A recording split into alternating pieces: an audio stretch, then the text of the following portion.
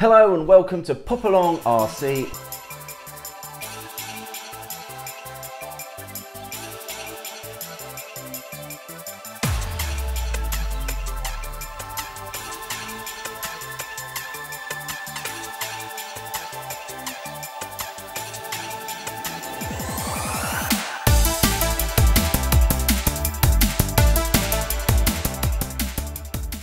So here we have the TT02 CVA Super Mini shock set.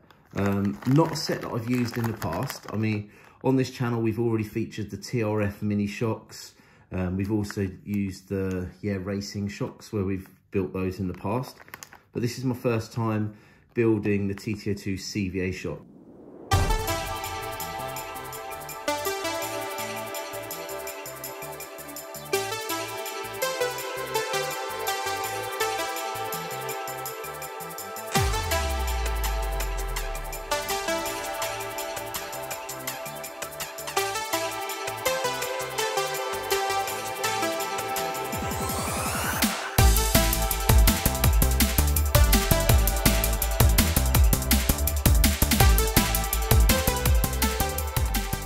So the instructions really clear, maps it out quite nicely, talks here about how to fill the shocks. We've done this several times on the channel, and then here it shows you how to connect them to the car. So hopefully we'll be able to get these done quite quickly. You see that's half on now, so hopefully it's going to get this lined up properly. Good. Yes.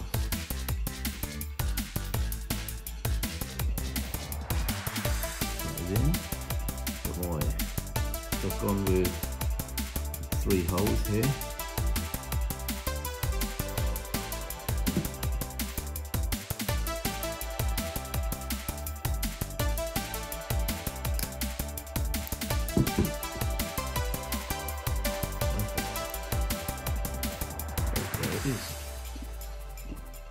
So now we have done this, what we need to do is take it to this stage here.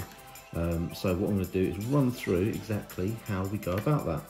So we need to take one of these sprues and we take the 3 parts off. First thing we're going to do is we're going to couple of these little O-rings like so. We're just going to pop them into the end of this one here.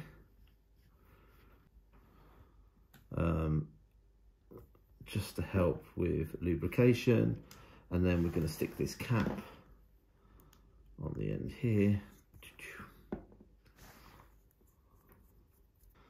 They're in there, they create a seal, which now means we can take our piston and we can run it straight through that hole there.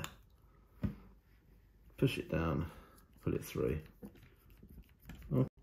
Okay, so now we have got our shocks almost built. This next bit, what I often do is get a piece of tissue, or you can just take a little bit of the card from here, fold it over again.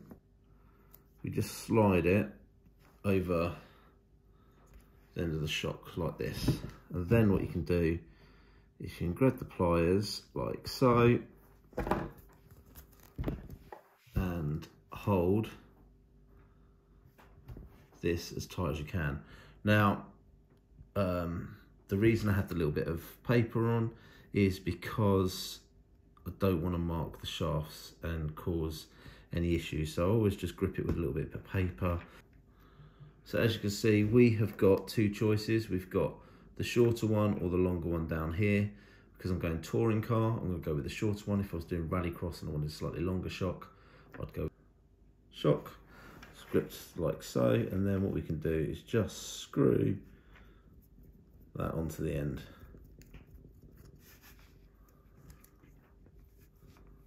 Like, it's all different lengths. So we're going to adjust it so they're all the same length at the end, and just give you a little bit more accurate when it comes to car setup. So I've checked that these distances are all even, and we're good to start with putting the oil in. Now, I've decided for this video, I'm just going to put the stock oil in for now, just to show you how it's done, and I'll probably change them at a later date so that they are ready for racing. So, first things first then, we need to put some oil in. So,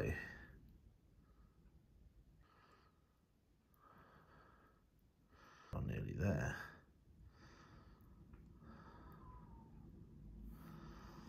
Okay. And then what you want to do is make sure you get out all the air bubbles. Give it a little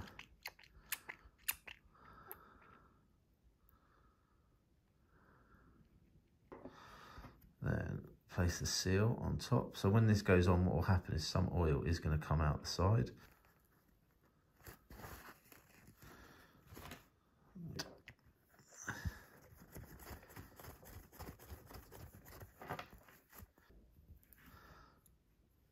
Oh, good to go. Now, with regards to shock, as you can see here, these shocks aren't set completely dead because there is a little bit of pressure in there which is forcing this back out.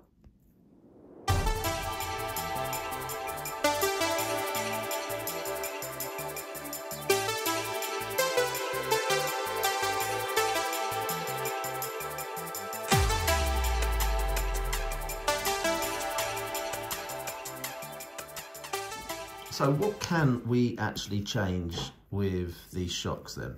And why is it worth getting CVA shocks over the friction dampers that come with the kit? So adjustments that you can make for these. The first thing, which is quite obvious, springs, that come in hard, soft and medium. Easy peasy. Next is the oil.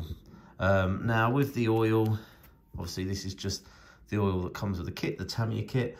You can get different oils with different densities. So if you put a thin oil in, the oil runs quite freely through these holes in the piston rings, okay, and it will move quite quickly. If you put a thicker oil in, the oil passes through these a little bit slower, therefore it slows down the damper effect on the shock. So therefore you can experiment with different oils. Then, in addition to that, you've also got how much pack you put into the chamber. So if you pack it out really high, when you squeeze down, it forces the piston back out without any spring there. You've got high pack versus almost a dead shock where there's no pushing back at all. When I originally built these, there was quite a lot of pack actually. Comes quite automatically, and I've actually reduced that down now, so I'm happier with how the shocks feel now. So yeah, in addition to that, you've then got on the car the shock position, so you can have the shocks quite upright or having them cambered in, and there's lots of different adjustments you can make with shock positioning, and then also ride height as well. Like these, we've got these damper tensioners here that we can add, which are different thicknesses, and they literally clip in just above the shock here, sorry, just above the spring here, to yeah, change the way the shocks behave.